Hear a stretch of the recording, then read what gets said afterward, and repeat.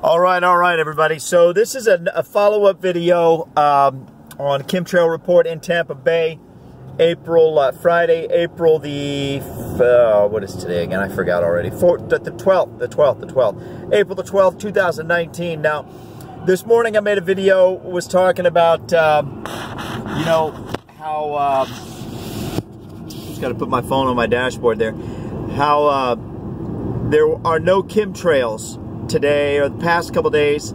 I was talking about how either exactly on the day that the Mueller report came out or 2 or 3 days after.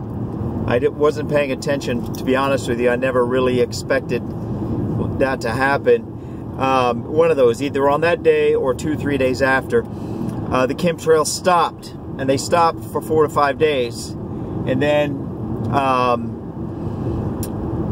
I was stunned because I've been doing this for months and months, and there was never a single day, literally never a single day, where there were no chemtrails. There were a few days where they were light, you know, less heavy than other days, but for the most part, the entire sky was just totally wrecked with these airplanes creating cloud cover. I mean, we'd have days where if it weren't for the planes, we would have perfectly clear days. But as it was, because of the planes, it was cloudy. So anyway, but the point being is that they cover the entire county with artificial cloud cover. So, and this artificial cloud cover is said to be by people no less than Al Gore, who is obviously a household name, but also people like David Keith, who is a nationally known geoengineering, you know, testifier and commentator. He's written books on geoengineering. So they talk about the contents of these artificial clouds being sulfuric acid, barium. I don't know any other subject that, and not any other subject, but any other substance that they specifically refer to, but I know that they refer to other substances. I just don't know what those are. But other commentators, people that claim to know a lot about chemtrails, list the substances of barium oxide, aluminum oxide, and one other oxide that I can't think of right. Strontium oxide. I tend to forget either barium oxide or strontium oxide. Some cases I forget one, some cases I forget the other. Anyway, I'm getting better. So strontium oxide, barium oxide, and aluminum oxide. All of these are poisons. They're radioactive. Aluminum is poison metal.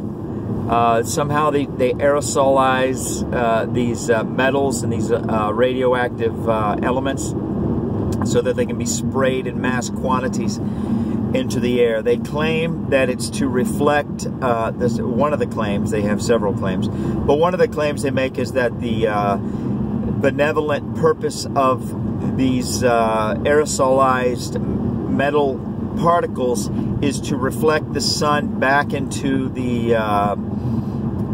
back into space to prevent the earth from becoming warm. I mean, I can barely even get the words out of my mouth. Prevent the earth from heating up. I mean, it's just so absurd. It's so unbelievably stupid. I mean, you want to talk about an abyss.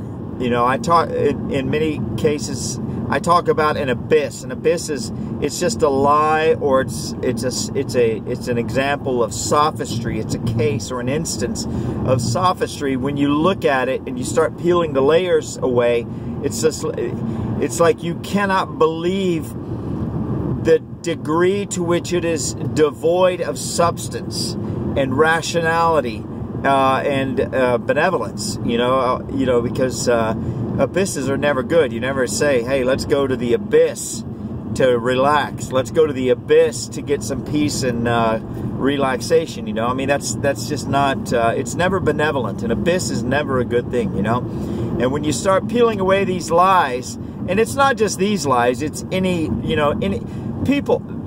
that lies. Not anybody, but sometimes when people lie to you, the most how do you want to say, the most hurtful, I guess, or the most frustrating, the most disheartening and discouraging and dispiriting lies are the ones when you look at them and you find out that there is literally no truth. It's just an abyss. It's just a black hole of putrid nothingness, you know. And obviously that's a contradiction, because if it's nothing, it cannot be putrid. If it's nothing, it cannot contain anything that is putrid, because that's the opposite of nothing, right? But ultimately, I would suggest philosophically, theologically, that nothing is itself putrid, I suppose, potentially. Again, that's hard to wrap your head around, because to say that something is putrid is to make an observation about a quality. Nothing cannot have a quality because it's nothing. So anyway, I'm getting all bogged down with logic and semantics here. But so I guess you just have to make your statement and go with it. Yeah, I think that nothing must... I think there's a distinct possibility, very real possibility, that one of the qualities of nothing is that it is putrid and it's sickening, and it's a source of death, right? Anyway, and that's what this is, this whole nonsense about cooling the earth. I mean, it's an abyss. It's an abyss of putrid death, inspiring lies and stupidity, and you know, and stupidity isn't really stupidity, right? It's like stupidity is the absence of intelligence. Stupidity is more the absence of something as opposed to the presence of something, like darkness. Darkness is the absence of light. Depression is the absence of joy and a sense of purpose, you know. So there's kind of a philosophical, theological parallel, you might say, or a couple of 2 or 3 parallels, in that the presence of things that hurt us in our lives are not really a subject of a presence as much as they are a subject of an absence. And jumping over now to the subject of health, you know, natural health is all about health, okay? Whereas Western medicine, allopathic medicine, it's allopathic if you're not familiar with that term. Western medicine hates that term. They refuse to admit that the term even exists for reasons that we don't have time to go into here, but it's allopathic, allopathic. It's a germ theory. Allopathic medicine, which is what Western medicine is, or has become, maybe it wasn't always that way, but what it has become is an obsession with disease and disorder. It's almost as if they don't want to talk about health. Because if you're obsessed with and you're focused on disease and disorder, well, there's an endless number of diseases, and if every disease requires its own specific remedy, well, then the amount of money that can be sucked out of the population and put into the coffers and the bank accounts of the institutions, which eventually filters up to the government or the people that own the government or behind the government, you know, which are always corporations. The government itself is a corporation, etc., etc. It's always corporations. That amount of money is also limitless, and so you suck economic health out of the population. You suck biological, physiological health out of the population. It's a process of sucking. It's a process of draining, you know, which there's about at least a minimum of 2 or 3 rabbit trails that can be chased down in that. But Anyway, this subject of spraying aerosolized metals into the atmosphere in order to reflect the sun back into space in order to prevent the Earth from boiling over, as Obama said, as Barack Obama said in one of his African trips, where he went down to Africa where all of his quote-unquote brothers and sisters live. I'm being sarcastic there because he claims to be African American, which in fact he's at a minimum 50% Caucasian. And I would argue that if our identity is comprised of both nurture and nature, say 50% nurture and 50% nature, then he's 75% Caucasian, because if he's 50% African American by nature, that is to say by genetics, he was 100% or 90% Caucasian by nurture, because he was raised by his Caucasian, I hate those terms, black and white. He was raised by his 100% Caucasian communist grandparents, you know, and he was raised in 100% white institutions, the whitest of the white institutions, that is to say, the Ivy League schools. Then, you know, you add 90 to 50 and you get 140. Okay, so maybe instead of 75%, he's only 70% Caucasian as opposed to 75%. But man, I'm really splitting hairs now. I'm not going to bother to break down all the details of that mathematical distinction. If you know what I'm talking about, you know what I'm talking about. If you don't, you don't. It doesn't really matter either way. Anyway,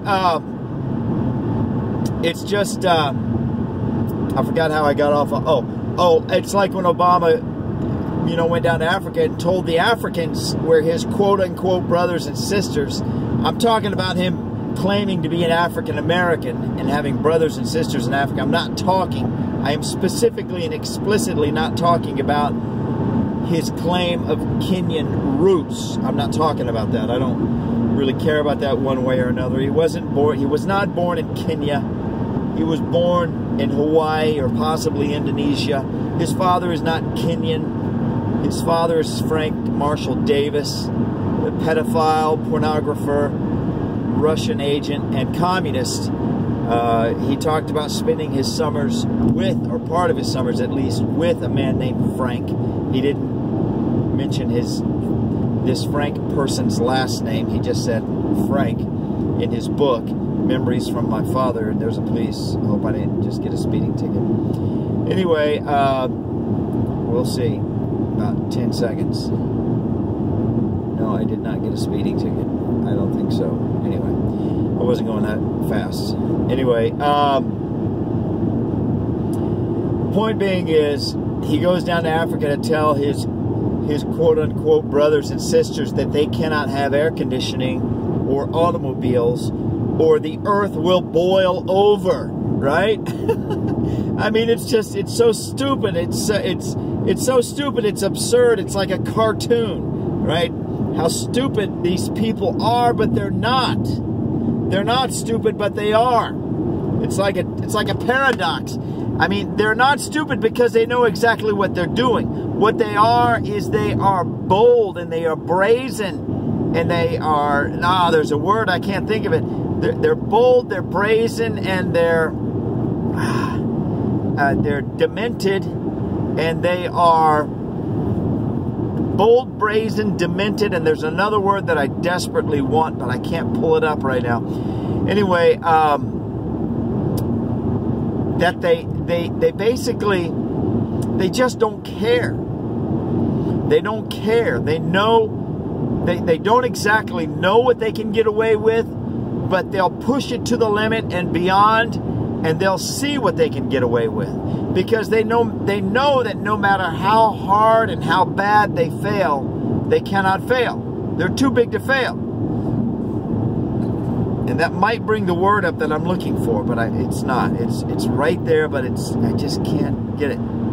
Anyway, my phone is just resting on my dashboard, so you're probably going to see these chemtrails coming up. And that's so it's very interesting. Like, we have perfectly clear days, but every now and then, for just a short spurt, there'll be one or two here. So it's almost as if Trump has choked off the activity or the supply, the supply of substances, or the supply of staff, or the supply of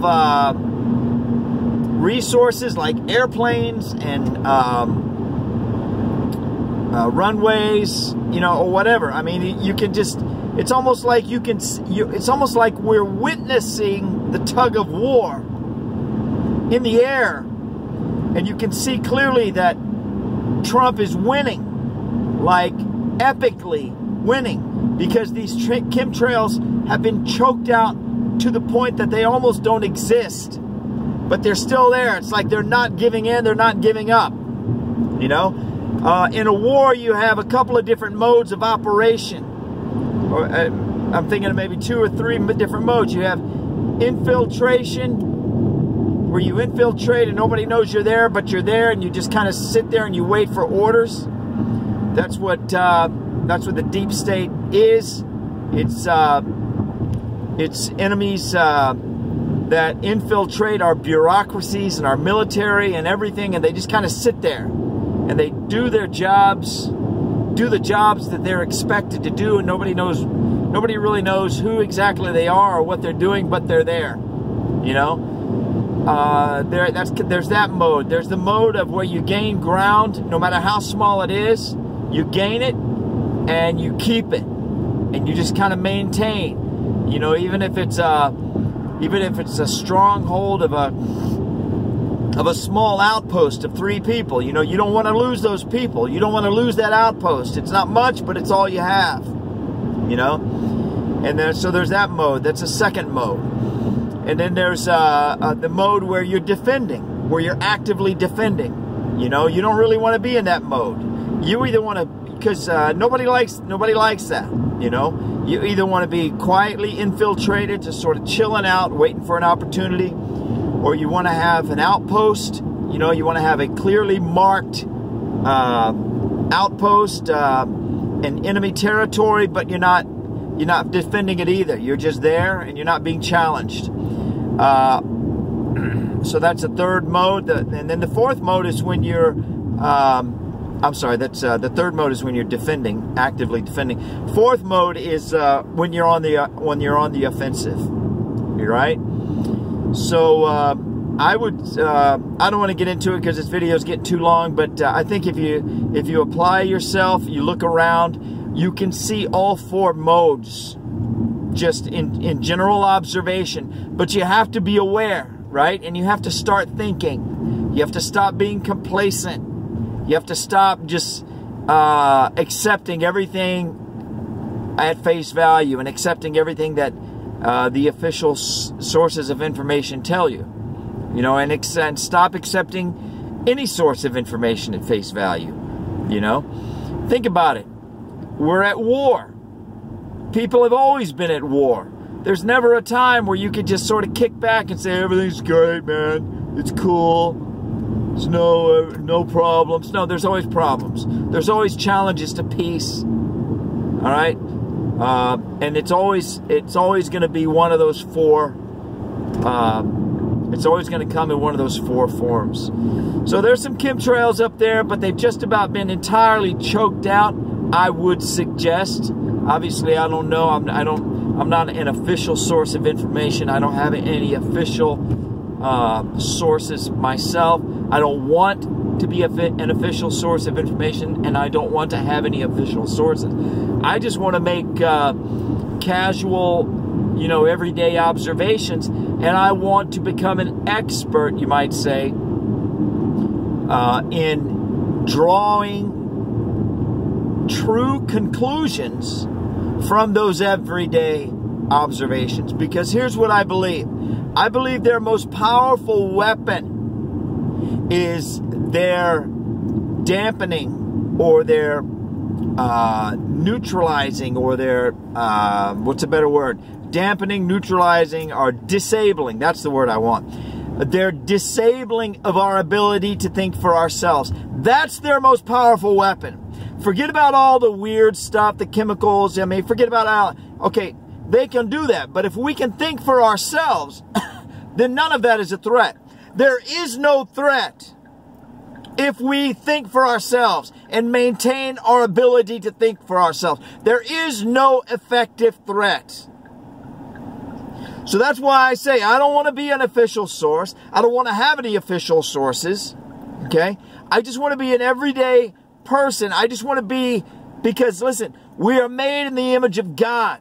That's our real power. Our real power is not in having special knowledge. Our real power is not in having special sources. Our real power is not in being clued into secrets. You know? We don't, that is what the secret societies are all about. They're all about secret power, secret knowledge, secret super special microchips in our arms and our brains, and oh, we're going to be super special people. No, that is an illusion. All that super secret, super special, go gadget nonsense, secret meetings in secret places, saying secret words, super special ceremonies, super special this, super special that, super special papers and sources. No. Our super special secret is in our humanity. Fully applied humanity. And our humanity fully applied starts with free will. And everything branches out from there. Free will is the genesis and the catalyst to our power, our own personal power. And I've been listening to a lot of Tony Robbins lately, and that's one of Tony Robbins' coined phrases, personal power. Good or bad, it is what it is. But anyway, we are made in the image of God. Adam and Eve's first attribute, immediately following their physical existence, their first attribute was their freedom. Okay? And freedom of thought, independent thought, the ability to think independent of all the other forces in the world. Okay? That's our power. I want to start there and I want to end there. I don't want to go any further than that. And I invite you to join me. So let's just think. We don't have to come to super powerful conclusions. We don't have to prove things beyond reasonable doubts. We don't have to substantiate. We don't have to live up to other people's expectations and get our backs patted by other people in order to feel fulfilled and significant and purposeful. Don't fall to that. Everybody wants you to fall to that trick. Like we have to get their pat on the head before we can feel fulfilled and secure. No, we have to get their little lapel pin. We have to get their little piece of paper, a little degree with a little shiny little what do you call that? When you stamp it, you know, like a stamp, like embossed. We need to get their little shiny little embossed seal on that little piece of paper and their flamboyant little signature and their stupid little, I went to a college ceremony or a graduation ceremony not long ago, and it looked like a Harry Potter. It looked like some kind of occultic ceremony. There was a guy with I'm not kidding you. There was a guy with a giant book, marching in a procession. He had on some weird little Harry Potter hat. He had a little Harry Potter staff. It looked like it had like some kind of resin stone on the top of it. Now listen, I know that it's circular logic, because the Harry Potter motif is fashioned after the academic, right? So it's circular logic in a way. But I'm just saying, I'm sitting there, and it looked like an occultic ceremony. Not entirely, but somewhat. And I couldn't help but think, I feel like I'm watching a Harry Potter movie here. Anyway, we don't need all that. We don't need all these little pats on the back. We don't need to be invited to their back-rubbing circle ceremonies where they all get together and talk. You know, one person compliments another person compliments. It's like a giant, there's a more crude way to describe it. I'm going to forego that. I'm just going to call it a back-rubbing ceremony, right? Or a back-rubbing circle, you know. We don't need that. We need our independence. We need our personal power, like Tony Robbins would say. And we need the freedom and the strength of our character and our own identity. That is the threat. And you know that's the threat because that's always what they're trying to destroy. That's what all this ceremonial, institutional nonsense is all about. Oh, I have a degree from such and uppity, poppity pump you and upstate frumpity frump. Oh, I'm so special. I belong to this organization. Oh, and I attend. Oh, I'm going to this gala from the such and such charity in the foundation of yuckity yuckity. I mean, that's, you know, that's what it's. I know that that's not. I know that there are two sides to this story. I'm not suggesting there is no value there, but what I am suggesting is that if anything, an institution or a person, it could be your mother, it doesn't matter who it is, it could be your boss, it could be your colleagues, it could be your culture at large, if anything threatens your identity and your freedom, they are attacking your humanity.